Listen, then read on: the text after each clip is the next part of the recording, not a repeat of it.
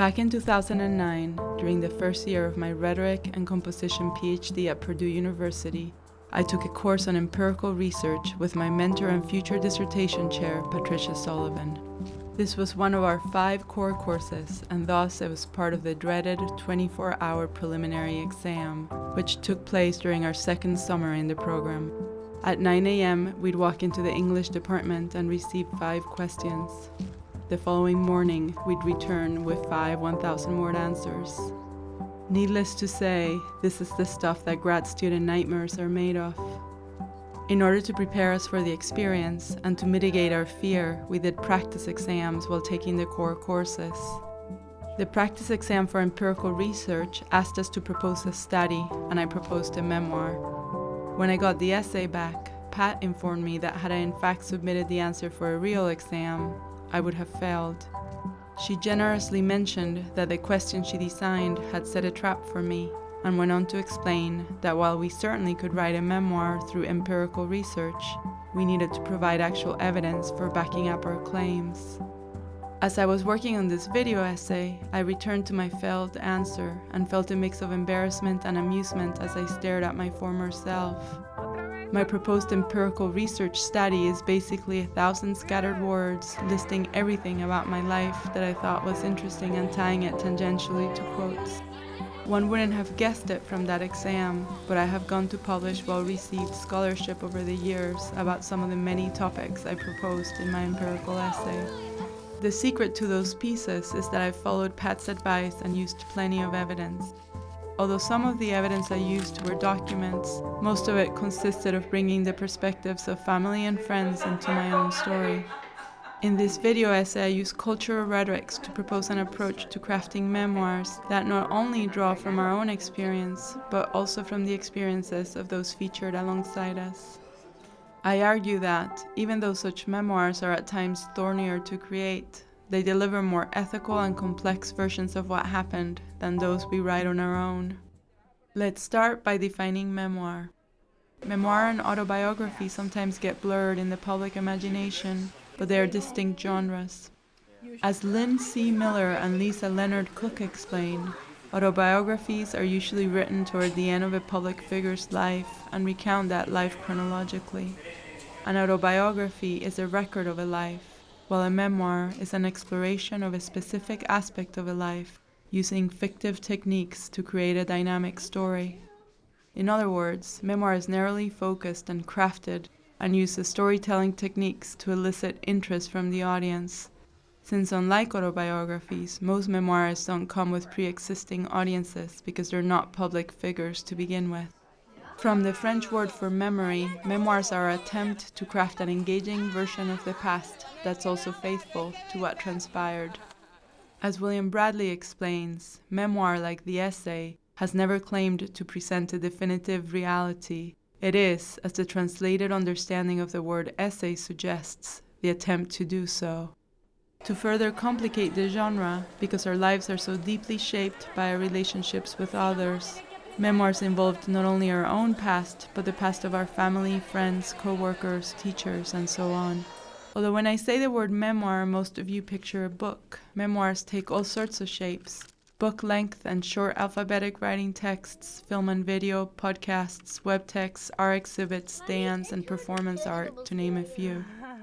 Memoir has long had a place in rhetoric and composition classrooms and scholarship through literacy narratives and other writing assignments and publications that spring from the author's past. Furthermore, the digital era has turned memoir into a daily practice for many of us. Whether we're blogging or microblogging through Instagram, Facebook, and other social media spaces, we're often working within the memoir genre. Anyone who has spent time visiting these spaces knows that they are brimming with records of our personal lives. Blogging and microblogging often takes place without much thought being given to how those we're portraying alongside us will feel about the images and anecdotes we post, not just today, but a decade from now.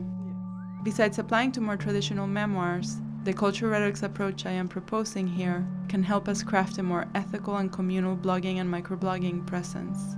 It can also provide new ways of envisioning literacy narratives and other personal genres in which students and scholars represent their lives. I don't have time to address all those applications directly here, but I invite those who watch this video essay to adapt the approach I'm presenting to their own memoir practices in the classroom, in their scholarship, and in their online presence.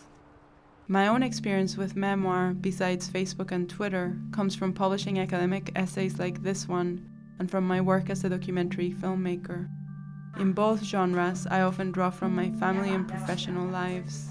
I am currently working on a book-length alphabetic writing memoir and a feature documentary about my father, who disappeared in the Venezuelan Amazon when I was 6 years old. Because I've been working on those projects for over 14 years, and because they entail moving images and alphabetic writing, I will draw from them as I weave my own experiences with memoir into this narrative. It is hard to talk about memoir without discussing the reasons why many oppose the genre. Bradley describes what is perhaps the most prevalent complaint people have about memoir when he writes that many have dismissed memoir as a form for the narcissistic and self-involved. While that is certainly true of some memoirs, by collaborating with others as we portray our past, we can deviate some of the intense focus on our own experience and broaden the scope of the stories we tell. Another complaint since the 1990s memoir boom is that now everyone thinks they have a story worth telling. Sharon O'Dare laments that memoirs used to be written mainly by people who were in some way exceptional, pathbreakers and precedents, but as befits a demotic culture in which we are assured even the everyday is exceptional. Hot sellers on Amazon.com include Trauma Junkie, Memoirs of an Emergency Flight Nurse, and Every Day Was New Year's Eve, Memoirs of a Saloon Keeper. O'Dare, I would argue, is confusing memoir with autobiography. She's also forgetting that one of the key aspects of memoir is the craft with which it is told. Of course everyone has a story, or many, worth telling. The question is whether or not they have the ability to tell them in an engaging, even transcendent fashion. The cultural rhetorics approach I'm proposing should help us tell stories that are deep and complex, more accurately representing the fragmented way in which memory works. Another complaint about memoir is the fact that sometimes, as was the case with Margaret Seltzer, memoirs turn out to be completely made up, or as with James Frey, partially false. While a cultural rhetorics approach cannot prevent memoirists from lying altogether, it can help keep partial lies in check by bringing more people into the creative process who can point out and work toward resolving misrepresentations. Now I'm going to provide an overview of cultural rhetorics by walking you through some ideas portrayed in Our Story Begins Here, Constellating Cultural Rhetorics, an article written by Malia Powell, Daisy Levy, Andrea Riley Mokovitz, Marley Brooks Gillies, Mariana Novotny, and Jennifer Fish Ferguson. They discuss 4 pieces of the story they're telling about cultural rhetorics: the colonial practice, story, relations, and constellations. Let's define them. 1. Story. As Powell et al. Explain, the practice of story is integral to doing cultural rhetorics. The way we say it, if you're not practicing story, you're doing it wrong. The one thread that binds all variations of memoir together is that they're all stories about the past. Moreover, following principles outlined by Jacqueline Jones Royster and Gisa Kirsch, cultural rhetorics isn't just concerned with story, but with how a story is told, how a person's experience is honored. Powell et al. Also draw from Victor Villanueva's focus on story as a methodology. In particular, his constant reminder that the practice of story doesn't always feel good, and the stories produced in that practice aren't always happy celebrations of our community's accomplishments, or in the case of memoir, of our own and our family and friends' life experiences. This acknowledgement of tension is key to making memoir's expectations more realistic in terms of what the creative process will entail. 2. Relations. As Powell et al. Explain, cultural rhetorics scholarship is never a practice of individuals making knowledge on their own. It's always a part of a larger community, a larger conversation, a network of relations. Although memoir is indeed primarily seen as individuals making knowledge on their own, that individual is in fact drawing from their history and relations in order to weave their story. In this video essay, I argue that we need to turn toward those who have shaped us in order to tell our own stories. In her description of practicing a cultural rhetorics methodology while working with Ottawa women to preserve their stories, Riley Mokovitz writes that To practice relational accountability, I had to shift perspectives and listen to those women as not only research participants, but as intellects who understood disciplinary conversations. Following Riley Muckowitz's example, I argue that memoirists need to not only involve their relations in the storytelling process, but to do so acknowledging that those relations are also experts in the past we share, and that that expertise must be honored and respected. 3. Constellations. Powell et al. Suggests constellations as a model for visualizing how relations engage with each other in cultural rhetorics. Powell explains that it allows for multiply situated subjects to connect to multiple discourses at the same time, as well as for those relations among subjects, among discourses, among kinds of connections, to shift and change without holding a subject captive. The authors discuss the way in which various cultures create different ways of connecting and naming stars, citing Ursa Major, the Bear, the Big Dipper, and the pathway to Sagittarius as examples of constellations that have emerged out of the same groups of stars. Similarly, when it comes to our relations, configurations vary depending on who is telling a particular story. The way in which I understand my oldest son William is different from how his younger brother Santiago understands him. The connections that are drawn for and by each of us will alter the stories we tell about the past we've shared. Making room for those constellating stories results in richer memoirs. 4. Decolonial practice. I've left decolonial practice for last because it is not as clearly tied to memoir as the other pieces. Moreover, Powell et al. Acknowledge that not all cultural rhetoric scholarship is decolonial, and yet they understand decolonial practice as the guiding principle to our work in cultural rhetorics. For them, decolonial work addresses stories from the perspective of colonized cultures and communities that are working to delink the mechanisms of colonialism. While not everyone writing memoir comes from a colonized culture, our methods can still be inspired by the spirit of decolonialism. Powell et al. Cite Emma Paris's discussion of the decolonial imaginary, which becomes a tool for remaking and rewriting, a practice that not only deconstructs but reconstructs. That aspect of decolonial work fits well with memoir, since we often find ourselves revisiting and reimagining the past as we tell it. Doing this work in an ethical fashion that questions inequality at the personal and/or social level can lead to memoirs that have social justice resonance and contribute to the overall decolonial project posed by cultural rhetorics. Now that we have a sense of how cultural rhetorics works, I have divided the approach into 3 levels. Let's start with Level 1, Remembering Together. Remembering together happens before the official crafting of the memoir begins. What in alphabetic writing we call research, and in filmmaking is known as pre-production. Most documentary filmmakers and journalists use this approach on a regular basis. It entails reaching out to others as we prepare to craft our memoirs and getting a sense of their perspectives through formal and informal interviews, as well as through perusing of family archival materials such as letters, diaries, photos, home footage, newspaper clippings, and objects. William Bradley wrote his dissertation about surviving Hodgkin's lymphoma, and he didn't show it to his mother until it was completed. He writes that he was very nervous about how she would react. She liked it except for the moment right after his diagnosis, which she remembered differently than he did. Upon reflection, he realized that her version was the correct one. However, he decided not to change it because, for better or worse, my memoir is a record of my own unreliable and occasionally fractured mind at work. To have my memoir reflect my mother's memory of the event rather than my own would be an act of invention on my part. The fact that they both remember it differently, however, makes the story more nuanced. If he'd interviewed his mother in advance, he'd have known that his memory contradicted hers, and may have written a different version, maybe one that had both memories in it. If what we're seeking is truth, more accounts are better than one, even if those accounts differ from each other.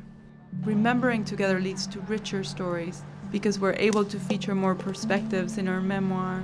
Even those perspectives that don't make it into the final version will influence our own perspective of particular events. Moreover, if we remember together, we don't need to be as nervous about showing our work to those featured in it, because they have provided us with part of its content. Remembering together also has its disadvantages. Some of the relations who remembered with us may decide that they don't want us to include something after we've built our story around it. Moreover, relations who remembered with us may be dissatisfied with how much or how little of their version of the story we ended up featuring in the final piece. This might be the case even if we don't choose to involve them, but being invited to provide their memories and archival materials may give them a stronger sense of ownership over the project. Level 2. Creating together. Creating together is a rarer practice than remembering together. In alphabetic writing, this level represents the actual writing of the piece. In filmmaking, it's when the project is in production. In the documentary about my father, I have not only interviewed a number of his and my relations, but my husband, who is also a character in this story, is the film cinematographer, someone whose vision literally shapes the film. My mother and my aunt Rima selected where they wanted to be interviewed, and chose which stories they wanted to share on camera and which they didn't. We also see them interacting with each other and with other members of the family over the years, each relationship creating a different constellation on screen. I am beginning the discussion of creating together by addressing my documentary, because filmmaking is by definition a group activity, and the parts of interviews that are used in a documentary traditionally feature sentences and ideas as they were uttered by the interviewees. The same can apply to other genres that rely on recorded voices and images, like podcasts and web texts. A written memoir, however, requires a bigger jump in order to create together.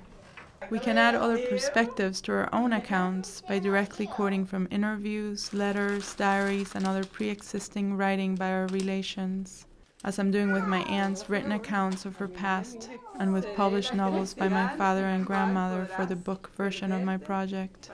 In an even more adventurous move, we can sit side by side and write about the past together. The advantages of creating together are as substantial as the risks.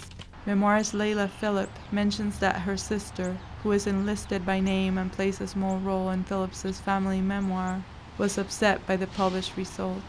Phillip writes, "It was as if by writing the book I had dragged her along on a journey that she had never taken. Her resistance to the book shocked me, but the fact remains. The truth is usually both messy and disruptive. Because memoirs rely on story, and stories thrive on conflict, Phillip is right to point out that memoirs have a tendency to unearth some of the least flattering aspects of our past.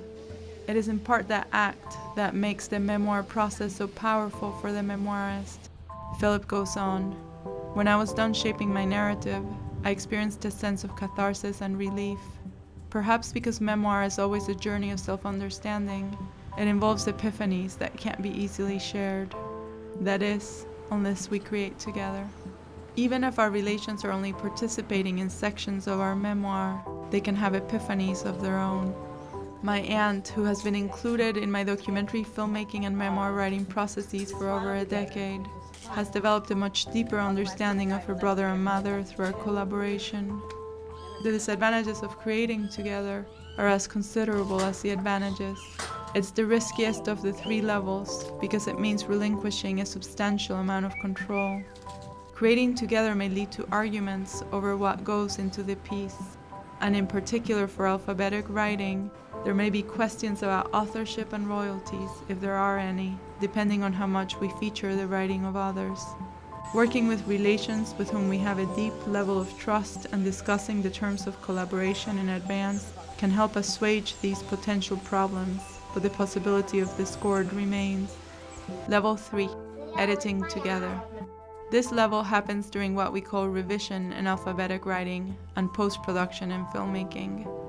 Whether or not we have remembered together and created together, sending drafts of our work to those featured in it and seeking their feedback can help us avoid having relations feel misrepresented after our memoir is made public in whatever platform it uses, all the way from microblogging to award-winning book.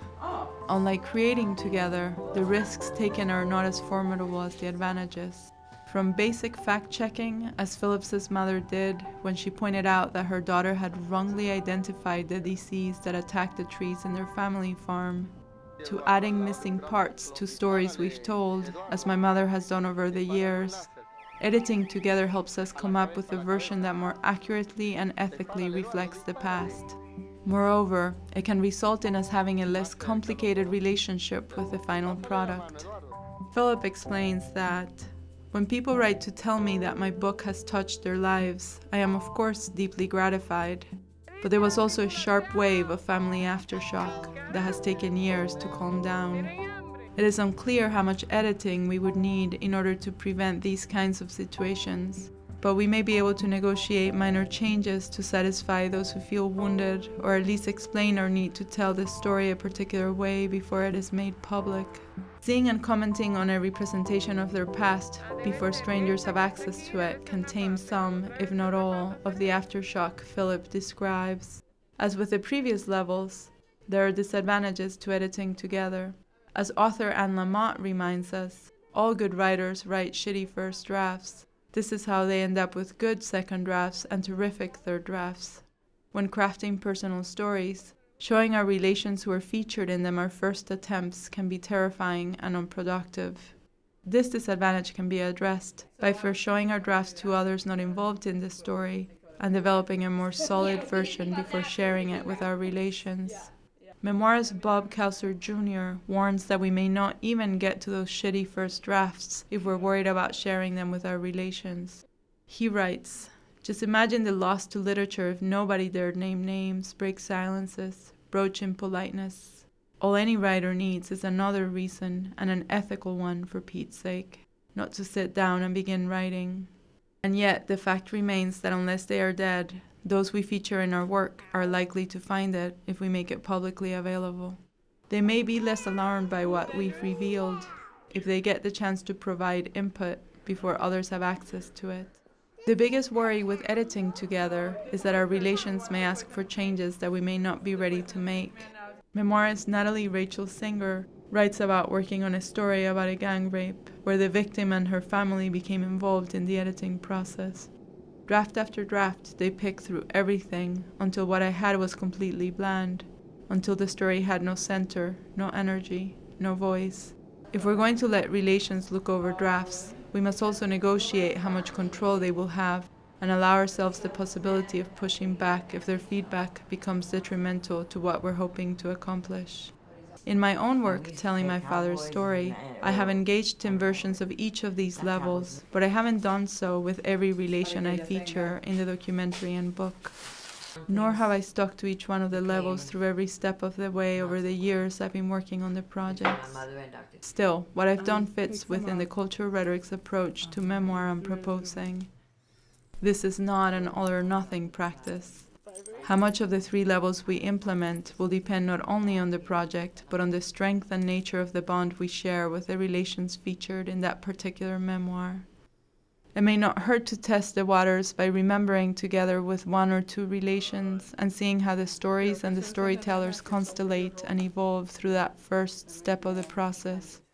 If it is manageable, the doors are open for attempting the other levels and for bringing in more relations. Hopefully, as we become more adept at telling the stories of our past alongside others, we can begin to shift away from the traditional image of someone telling their story in isolation and replace it with one of communal, constellated storytelling. Easier? Certainly not. Closer to the fragmented and subjective way in which we all experience reality? Definitely. Worth it? I, at least, cannot imagine telling my story and that of my relations in any other way.